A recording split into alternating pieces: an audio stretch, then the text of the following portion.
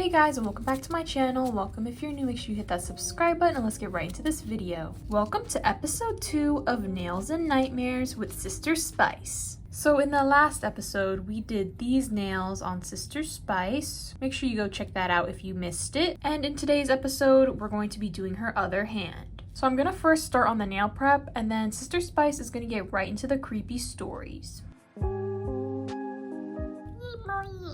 Oh God, that is really crusty.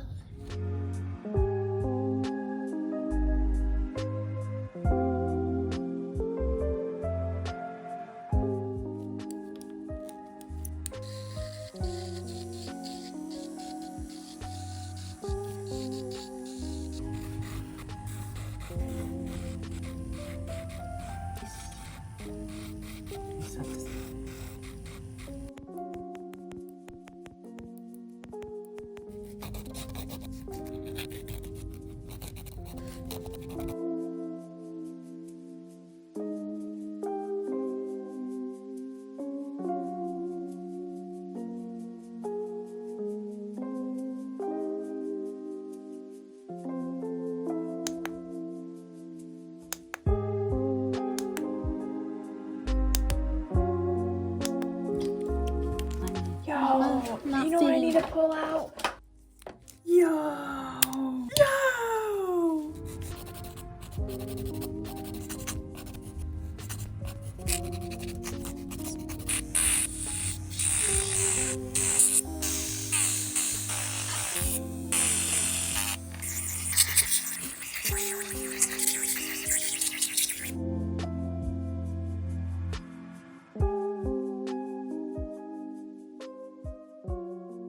Work mode! Oh.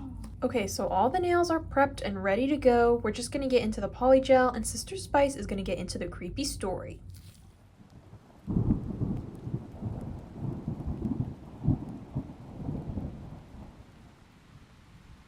Hey guys, it's Sister Spice, and I hope this story is long enough to just fill this one app, so it's one story, this app. The title of the story is called A Package Showed Up at My Door. It wasn't mine, but it had my name on it. It begins, so I'm hoping someone here can talk me down or tell me I'm overthinking this, because I feel like I'm standing in the middle of a puzzle I didn't sign up for. This is probably nothing, it has to be nothing, but my brain won't leave it alone. And Chip keeps saying weird things, and now I'm spiraling, so here we are. My name's Rhea, I'm 26, a graphic designer, and I do painting on the side, and a full-time overthinker. I live in a tiny but perfect apartment on the 5th floor on a mid-rise in downtown Everwin, which is just close enough to the real city life that people pretend it's cool. I don't mind it here. My place is cozy, creaky floorboards, ugly but charming tiles in the kitchen, a window view of a busted old streetcar, and some truly unhinged pigeons. The apartment isn't fancy, but it's mine. It feels like me. I live alone, it's peaceful, except for Chip. Chip is my bird, a green-cheeked conure with a red patch over one eye and the soul of a burnt-out cruise ship DJ. He talks, not a lot and not always clearly, but enough. He came from a rescue, so I'm not sure how many people he's lived with or how many lives he has absorbed, like a feathered little USB stick. But his favorite phrases are, "Heck yeah,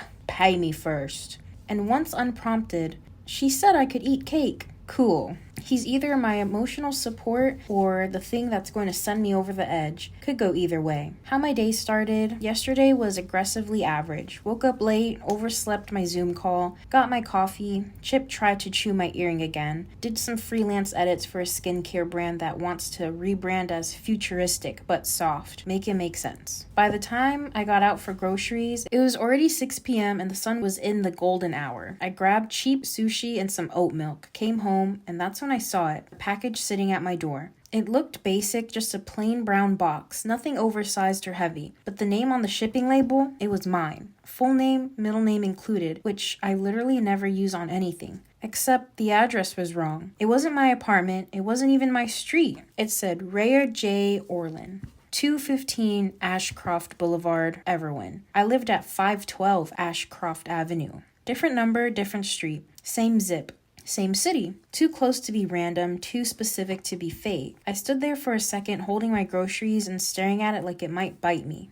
I opened it because of course I did. Okay, I know I shouldn't have. I've seen enough horror movies and Reddit threads to know opening suspicious mail is how you get cursed, stalked, or recruited into a cult with matching jumpsuits. But here's the thing, the tape was old, like really old. Yellow around the edge, brittle when I peeled it back, and the cardboard felt dry, dusty, like I had been sitting in a garage for years. I opened it on my kitchen floor next to Chip's cage. Bad idea, he wouldn't shut up the entire time. Inside, I found a tiny velvet pouch with 5 pennies in it, a blurry photograph of a house, green siding, porch swing, mailbox leaning slightly to the right, a keyring with 3 old-looking house keys and 1 tiny tag that said shed. And tucked beneath it all, a note. Just a napkin, actually, folded in half, written in block letters. The one that got away. What does that even mean? Okay, so mental recap. It has my full name, wrong address, definitely local. Inside are things that seem personal, but not mine. Not recognizably mine.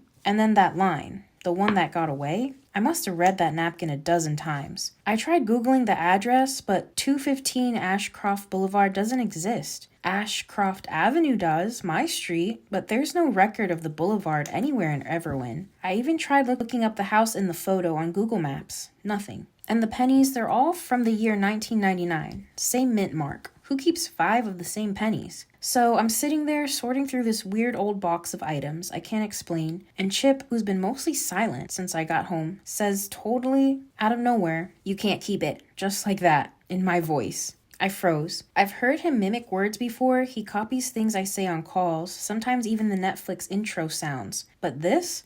I've never said this. Not recently, and not like that. It sounded deliberate. I tried laughing it off. I gave him sunflower seeds and said, "Where'd you learn that one, creep?" Chip fluffed up, tilted his head, and whispered, "You were right." I didn't sleep much that night. Nothing quite adds up. I don't know what the package is. I don't know if it was meant for me or someone who thinks I'm part of something I've never heard of. Maybe it's an art project. Maybe it's someone playing an elaborate prank. Maybe it's a mix-up and I'm overreacting. But here's the part that bugs me the most. There's something about the keys that feel familiar. I held them in my hand for a long time last night and I swear I've seen that little shed tag before, but I can't place it. Also, this morning, the napkin, it wasn't on my counter where I left it. It was on my pillow, and I do live alone. I'll update if anything else happens. For now, I've locked the box in my closet deep under some blankets, out of sight, but not out of mind. That was part 1. Alright, now we're going to go on to part 2. Part 2's title is, I tried to ignore the package, but the house and the photos is starting to feel familiar. Update. I told myself I wouldn't, that I'd sleep on it, chalk the whole thing up to an Amazon fluke, and a parrot with an attitude issue, and move on. But then I had a dream last night, and I woke up with one of the pennies on my nightstand. Let me back up. I barely slept. Like I said, I kept the box under a stack of blankets in my closet. But even with the bedroom door closed, I felt like I could hear it. Or maybe I was just listening for it.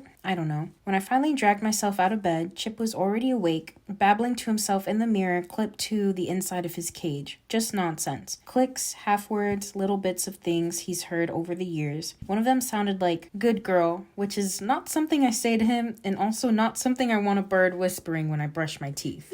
I left him fresh fruit and told myself I wasn't going to think about the package today. Back to present time. My office for work is downtown, a tech startup aesthetic with exposed brick, kombucha on tap, and too many dogs. I freelance under contract for a design team there, so I technically don't have to show up in person, but I needed to get out of my apartment. I thought maybe real people would help me feel normal again. Did it help? Nope. I couldn't stop thinking about the house in that photo. By the time I got to my desk, I had a pit in my stomach, the size of a bowling ball. I kept looking around the room like someone might know. I couldn't explain it, like someone had watched me get there, had watched me get the package, or worse, like someone in the office sent it. My team was chill as ever. Elijah from UI brought in donuts. Annie was talking about some dating app horror story. No one acted weird, but I couldn't stop myself from watching them out of the corner of my eye. I pulled the photo out of my bag around noon. Still blurry, still mundane. Green siding, swing porch, mailbox with a tilt, no visible address, just a house. I uploaded the photo to my drive and opened it in Chrome, real subtle like. Did a reverse image search, nothing. Not even a similar looking house. Then I tried Google Maps, looked at the street view of my neighborhood first, just to humor myself. Obviously it wasn't there. Too green, too flat, still. I kept looking. Then I moved outwards, suburbs. areas with similar architecture. I went down a rabbit hole of real estate listings just trying to match something. Fence design, roof shape, window layout, anything. And that's when it hit me. It looked like something from my childhood. Not my house. Not a relative house, but maybe a neighbor's? I don't know. I grew up an hour outside the city in a totally different part of the state. I haven't been back in years, but something about the shape of the yard, the curve of the path to the porch, it clicked just enough to make my skin crawl. I almost wanted to ask for help. I opened a new email tab, thought maybe I'd send the photo to my cousin back home. I drafted it out. Hey, this is going to sound insane, but does this house look familiar to you? But then I deleted it. Same thing, I tried to text my friend. Weird question. Ever get something in the mail that wasn't for you, but it felt like it was? Deleted that too. It felt pathetic, like I was trying to make this someone else's problem. Like I was asking someone to validate a feeling I couldn't explain. And what if they laughed? What if they said nothing was weird and I was being paranoid? So I didn't say anything. I just closed the tabs and kept staring at the photo until Elijah came over and asked if I was zoning out or designing something artsy and abstract. I told him I was working on a side project, and he backed off. I'm not doing so well. The rest of the day was a blur. Every time I saw someone look at me, I got this sinking feeling, like they knew, like someone had been inside my apartment, or maybe it was about someone watching me, but someone wanting me to see something. But what? And more importantly, why me? I can't explain it, but that photo is getting under my skin. I even printed it out at work, not for any real reason, just so I could have it in my hand, look at it more closely. I kept it in my coat pocket for the rest of the day. Okay, so we got all the polygel on, and we're gonna take a short intermission from the story just so we can shape these up super quick.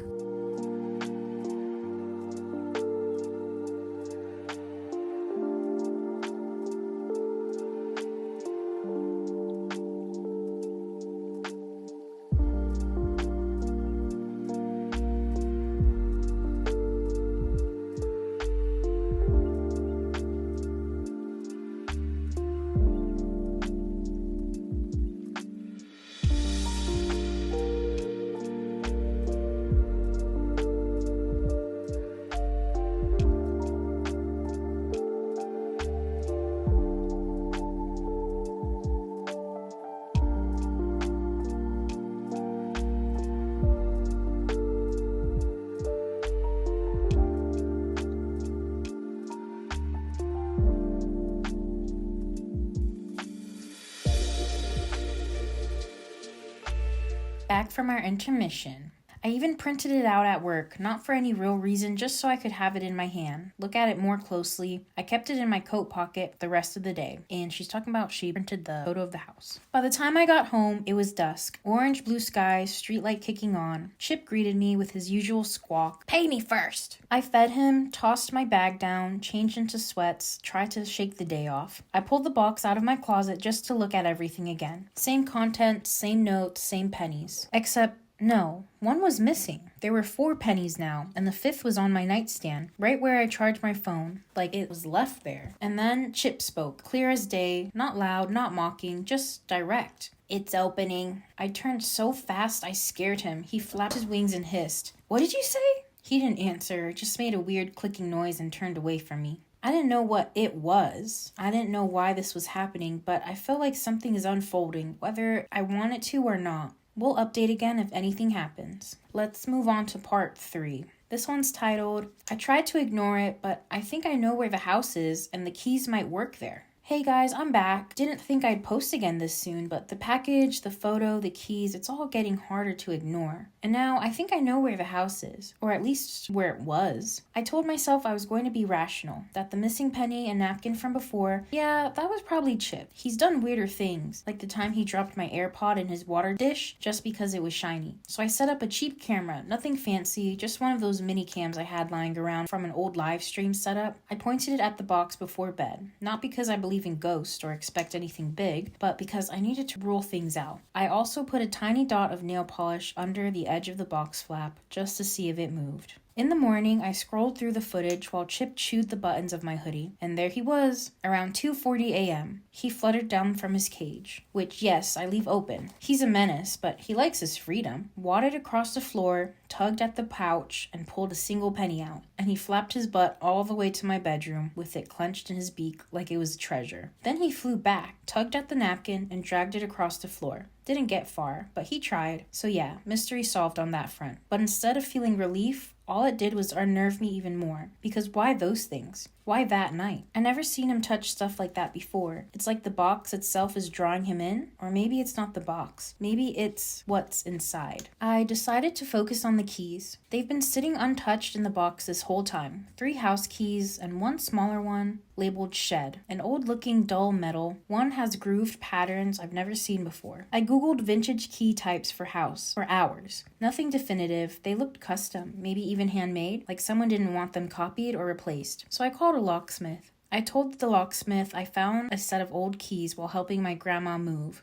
Lie number 1. And I wanted to know if he could date them, or ID the kind of locks they fit. He asked me to text a photo. I did. He called back 10 minutes later. These aren't standard, not commercial. The cut looks residential, but the groove patterns are off. If I had to guess, I'd say the late 70s or mid 80s. Then he asked something that chilled me. Do you know who made them? I said no, because this one, he was referring to the smaller shed key. It's not a copy. This is a primary key, hand-filed. Whoever made it had access to the original mold. He paused. This key wasn't made for convenience. It was made to keep something in. I didn't know what to say to that. I didn't really tell him I might have seen that shed. Not clearly, not in real life. But something about the photo has been warping in my brain the longer I look at it. Like it's rewriting itself to match something deeper, older. I started sketching it out during my lunch break at work. My boss thinks I'm working on a storyboard for a UX prototype. In reality, I'm redrawing this house from every possible angle, trying to see if my memory kicks anything loose.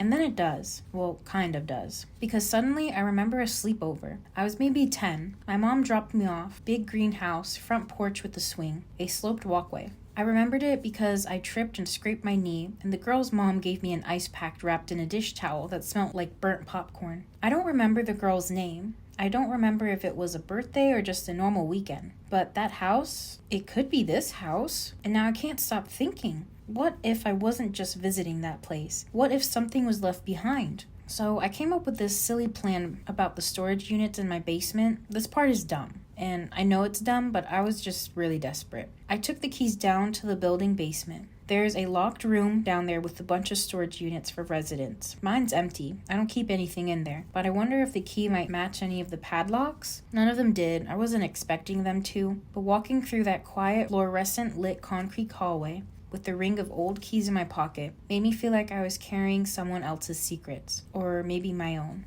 Chip keeps talking. Tonight when I got home, Chip was on one. He was pacing back and forth on his perch, tail feathers twitching, muttering like he was on a call. And then, clear as day, he said, "She's not ready." I froze. I asked him, "Who's not ready?" He tilted his head and said, "Rhea's not ready," in my voice. He's never said my name before, and it wasn't playful mimicry this time. It sounded like a warning. I think the next step is going back to the town I grew up in, to see if the house in the photo ever actually existed, to figure out why someone would send me this now. I'll update when I get there, if I get there.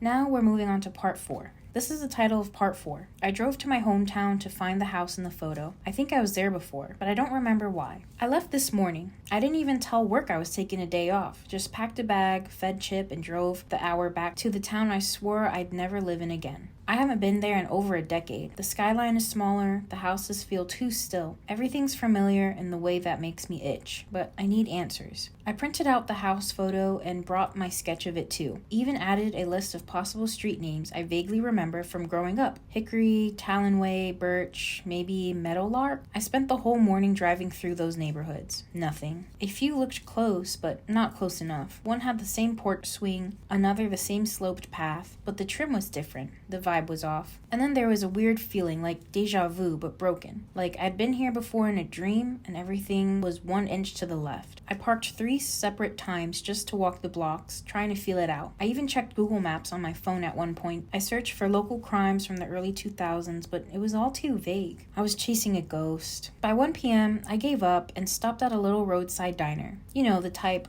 paper menus laminated 1,000 years ago, faded photos of pancakes on the wall, the smell of fryer grease and baked sugar clinging to everything. I picked a booth in the corner. The waitress was probably in her 60s, wearing a pink apron and a hairnet, and called me hun twice before I even ordered my drink. I ordered a grilled cheese and fries. I didn't want to talk, I just wanted to sit somewhere that wasn't my car and breathe. Then I took a look back at the photo. The waitress came back with my drink and glanced at the paper. "That your place?" My heart rate shot up. I tried to play it cool. "Nah, just some reference photo for something I'm working on, but it does look familiar. You know it?" She squinted, took a longer look. "Might have. Looks like an old property out on Holloway Road. Could be wrong though. It's been a while since I seen it like that." "Like what?" "You know, like before they rebuilt it." She wandered off like it was nothing. Meanwhile, my heart was pounding so hard it drowned out the sound of the ceiling fans. Holloway Road? I looked it up, just outside of town limits. Half-wooded, one of those old, half-developed areas where a couple houses were built and the rest of the land was forgotten. The image came back to me like a light bulb turning on. The dish towel that smelled like popcorn, the girl's birthday party, or was it just a play date? A forested yard, a shed, laughter, a scream? No, I'm not too sure about the last one. My memory has edges now, jagged ones. I stayed in that booth way too long. I didn't eat much, just picked up the fries and stared at the photo. The more I looked at it, the more I felt like my brain was doing a weird kind of dance around it. Like it wanted to remember, but something was still in the way. It hit me somewhere between the second refill and paying the bill. What if I didn't forget by accident? What if I forgot on purpose? When I got back into my car, I checked the little bird camera I had going on back home. Nothing weird on the footage, but when I pulled up the live stream audio just out of curiosity, Chip was awake. He was pacing again, clicking, saying the little things, and then I heard it. "It's not your turn, Rhea. She made promises. You said you'd be good." He said it in a woman's voice, someone I don't recognize, but my stomach turned like I should have recognized it. Then Chip laughed, not a normal parrot squawk, a laugh, like a human child mocking you on a playground. I think I'm gonna go to Holloway Road tomorrow.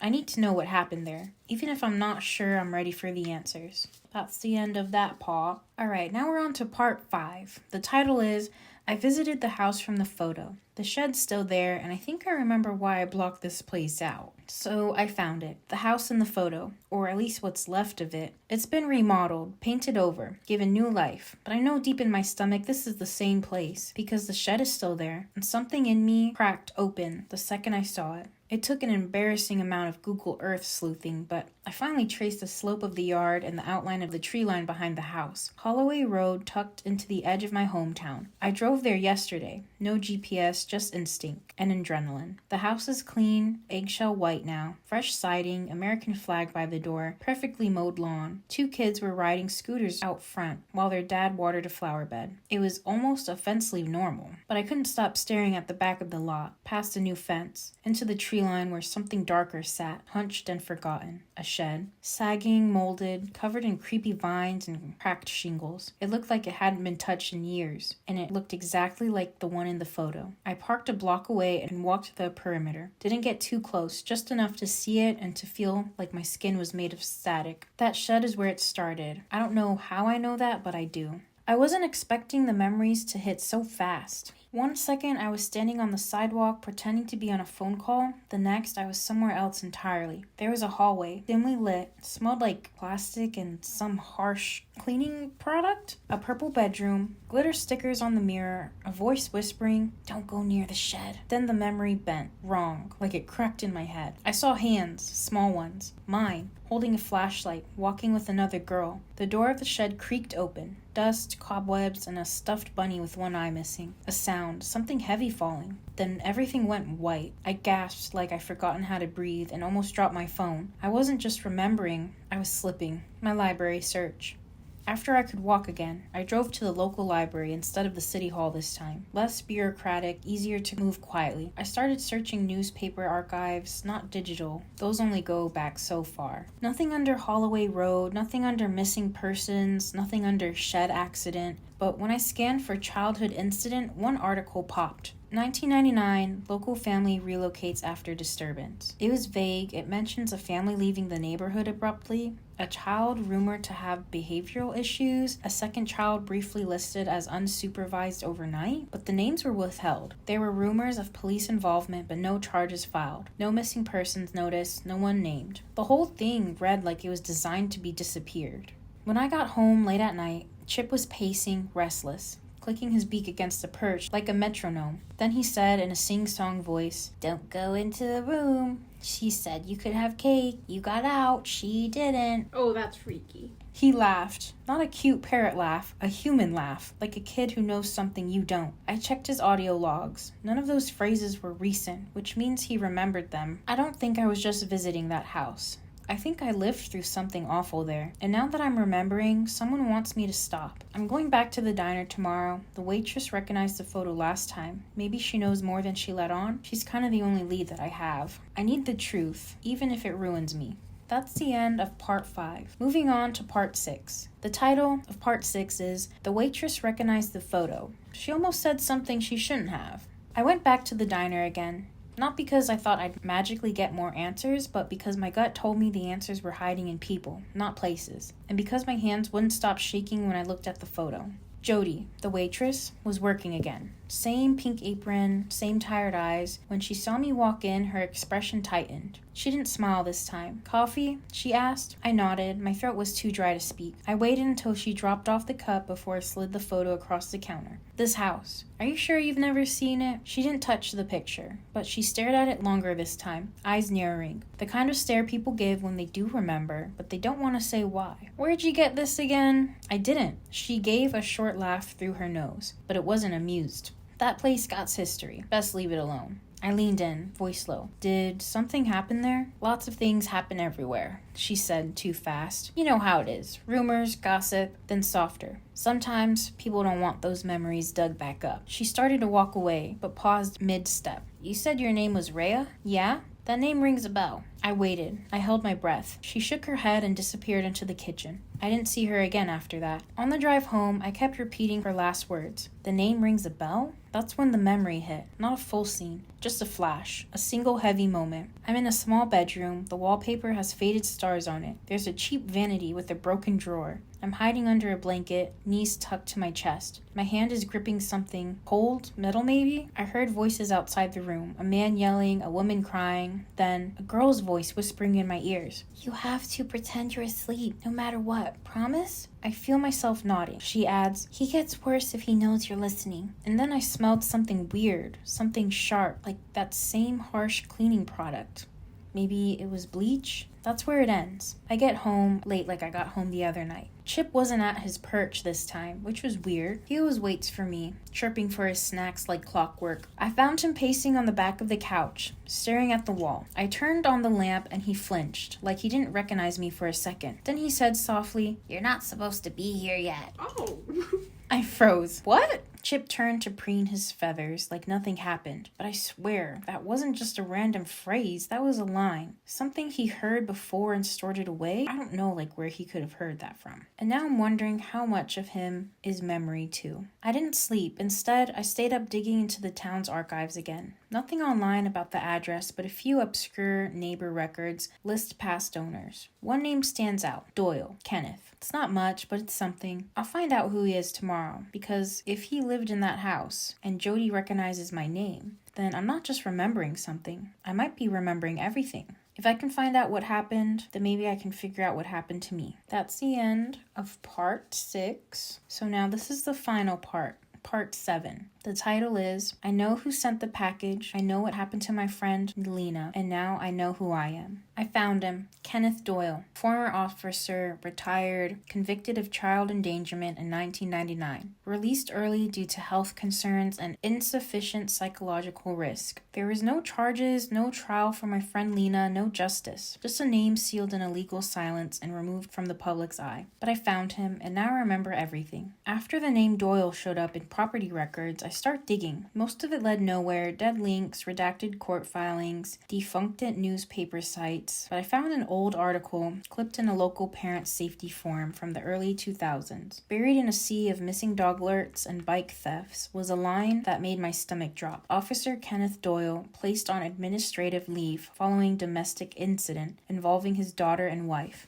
No further information has been released. The post had one comment. It said, "Why is this being buried? Everyone knows what happened to that poor girl. He thought she wasn't his. She looked too much like the guy his wife was cheating on with. Guess he figured she was someone else's mistake." That's when the blood rushed to my ears because I already knew the name. I just hadn't wanted to make the connection. The guy Kenneth's wife was cheating with was my dad. It came back in waves. Not dramatic, not cinematic, just ordinary. I remembered the hallway in Lena's house, the creaky spot in the floor that we used to jump over like it was lava, her mom's perfume, sharp and lemony, the closet door that never shut all the way. And then the night everything turned. Kenneth came home early. He wasn't supposed to be there. He was yelling before the front door even closed. Something about proof and lies? Lena's mom tried to quiet him, but he wasn't listening. Lena and I went and hid in the shed. We thought it was a game at first. We bought flashlights and steel cupcakes. And then I started hearing a familiar voice when we were in the shed. It was repeating what Kenneth had shouted earlier that week. "You have to pay me.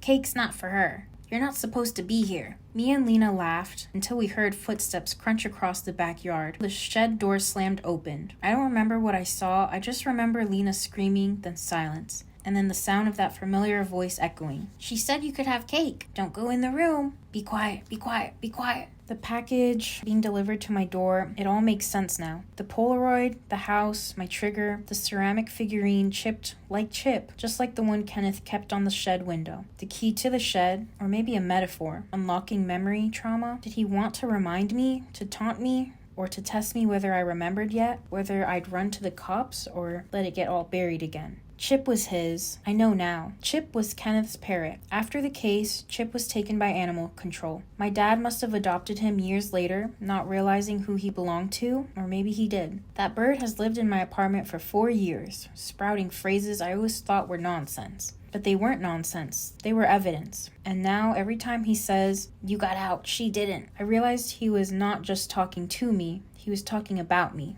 So where's Kenneth now? I found a mailing address, a P.O. box near a trailer park 2 counties away. I found a recent photo someone posted in a Seen Around Town Facebook group. He's older now, thinner, sick looking, but it's him. He has a small dog now. The post says he doesn't talk to anyone, keeps to himself, pays in cash. I haven't done anything yet, but I know where he is. And I know that he's after me. Him sending that package was like a message that he's out there and he knows where I am. But now I know where he is too, and I'm gonna find the answers that I'm looking for. I left the photo of that old house on my kitchen counter for the night, and Chip stared at it for a long time, then said, "You should have stayed gone." Rude. It's about Kenneth. Like, that makes sense. Oh, Stayed gone about he's Kenneth. talking about her. This will be my last post for now. If anything happens to me, now you know why. Signed off, Rhea.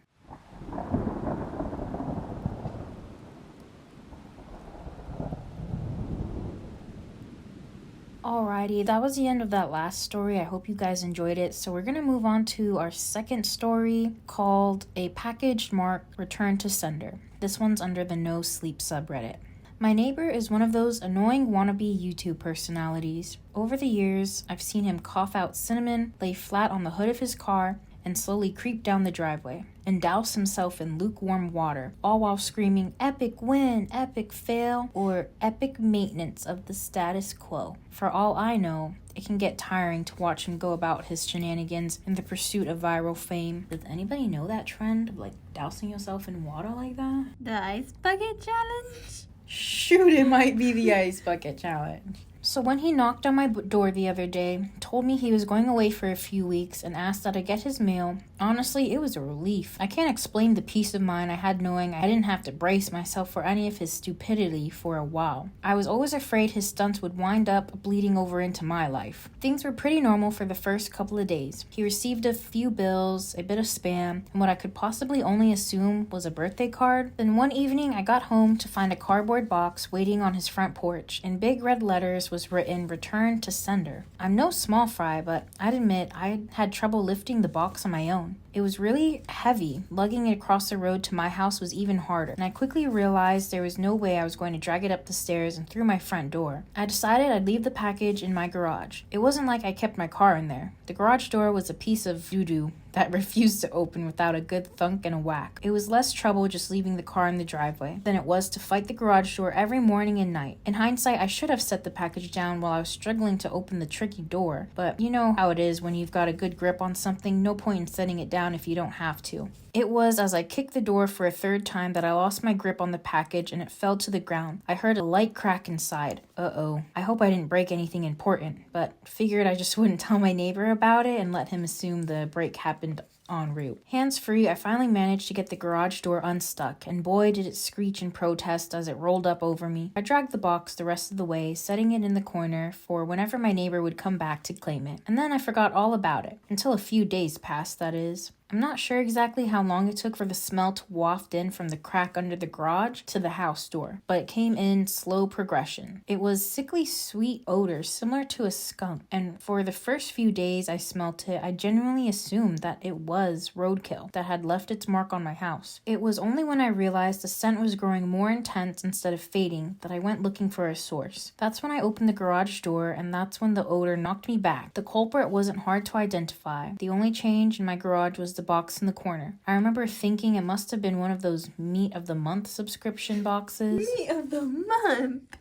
The meat must have gone rancid from being left out of the fridge for so long. How much meat could have been in there for the box to be so large and heavy? An entire freaking cow? I covered my nose as I approached the box, a pair of scissors in my hands. I probably wouldn't have needed them to open it, as it had become soggy enough at the bottom to poke through with the finger. But I wasn't about to poke my finger into spoiled meat juices. That soggy bottom was the reason I had to open the box in the first place. If I had tried to drag it out whole, everything would have spilled onto the floor. I was going to have to dump the pieces of meat, one garage bag at a time, and take them down to the dumpster, a process I wasn't looking forward to. My scissors tore through the tape along the top of the cardboard. I thought the smell couldn't get any worse, but as I flipped the flap open, I discovered a whole new gamut of stink. It was like opening a burning oven, but instead of a heat wave, I was met with waves of sweat and putrefaction. It was so bad that I staggered back and had to force down the puke begging to guzzle out of me. I don't think I could handle the scent mingling with the horrors coming out of the box. I'm not ashamed to admit I ran out of the door for a breath of fresh air, but in the short time I spent in the garage, the smell had become so ingrained in the fabric of my clothes that it clung to me like a shadow.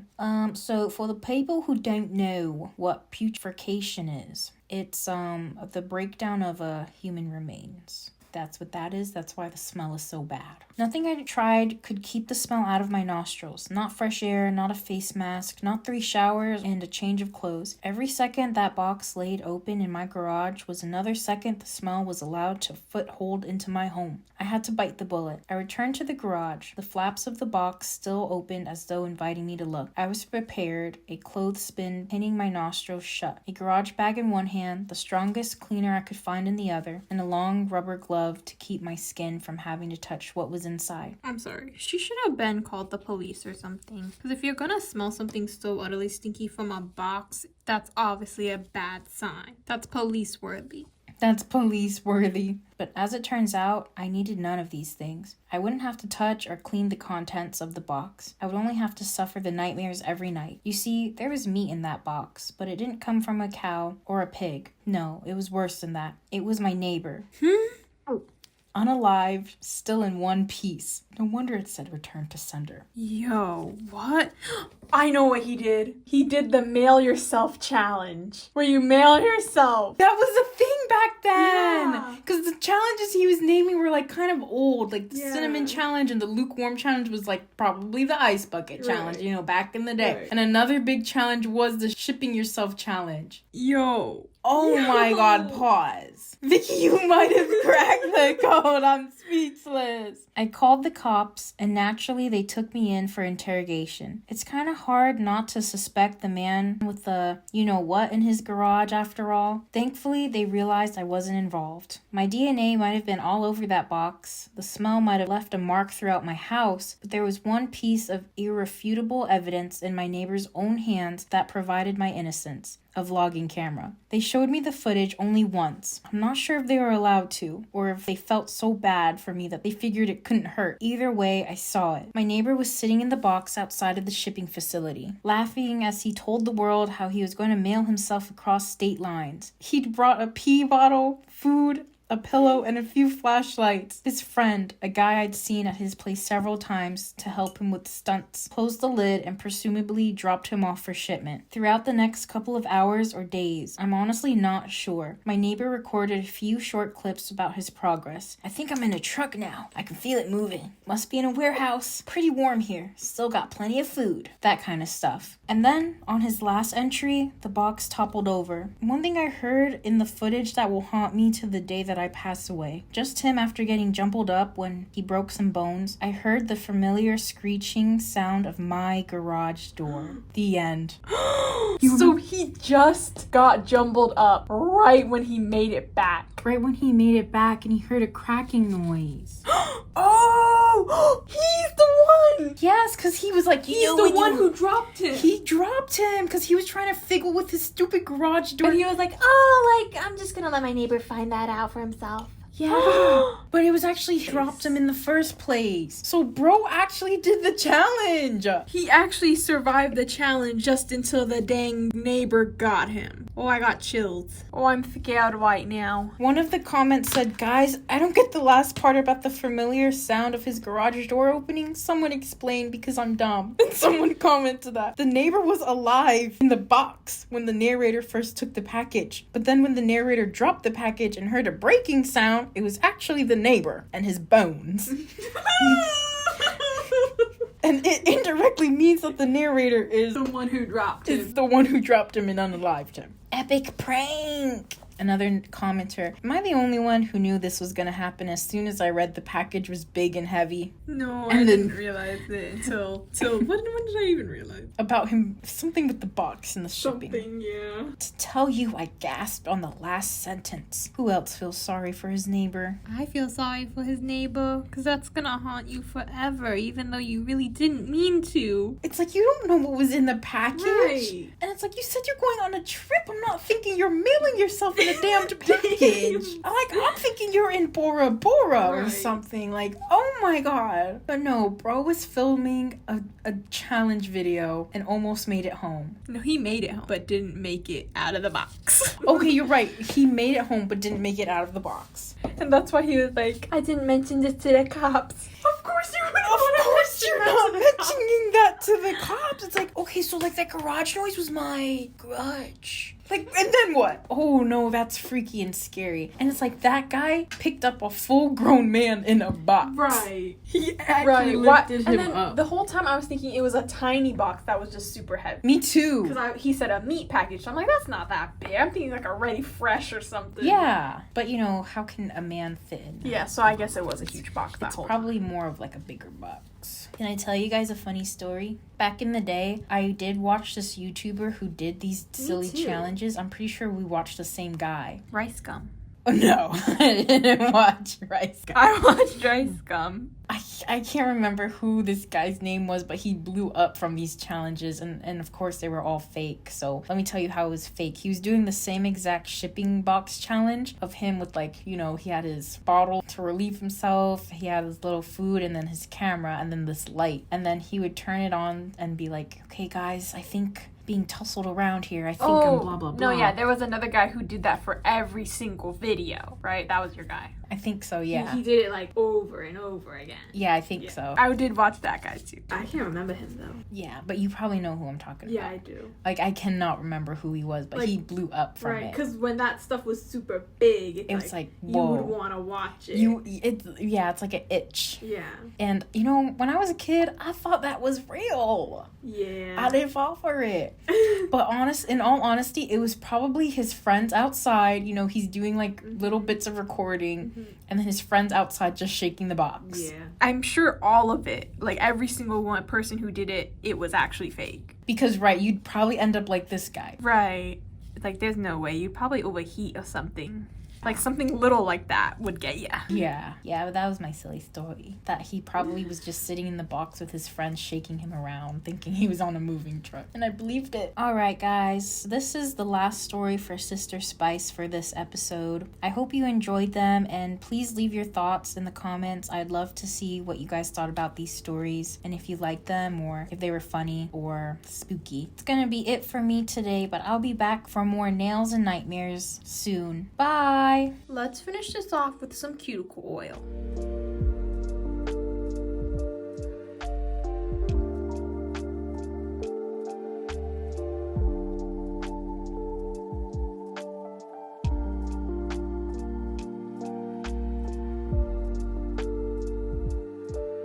And here are how the nails turned out. Let us know what you guys think of this nail set in the comments. Sister Spice, what do you think of this set? I think these are stupendous. So we did some pink and purple summer polygel nails. On the pointer finger, we got this zebra print, purple French tip with the glitter nude, and then also this purple flower. Middle finger has the French tip of gems, and then also this extra animal print design, so it's like half and half. Ring finger has the pink flower. Pinky nail's a bit more simple, and same with the thumbnail. So I think this design was pretty simple to do, but it looks really cute, and I like that about this, that it was kind of simple. You finished that at 11 p.m.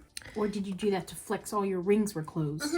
We started these at 7:25 p.m. and it's 11:11 right now. So this one hand took us about 4 hours, which is pretty good for us. So if you guys remember, we did this hand in the last episode, and now this hand for this episode. And here are both of the hands together. I think they look really cute together. Nice bright orange, nice purple summer. Well, that is pretty much it for this video. We hope you guys enjoyed episode 2 of Nails and Nightmares with Sister Spice. Make sure you let us know in the comments if you want Sister Spice to come back for more episodes. Yeah, let me know. But that is pretty much it for this video. Thank you guys so much for watching. We hope you guys enjoyed. Make sure you like, comment, and subscribe, and we'll talk to you guys next time. Bye!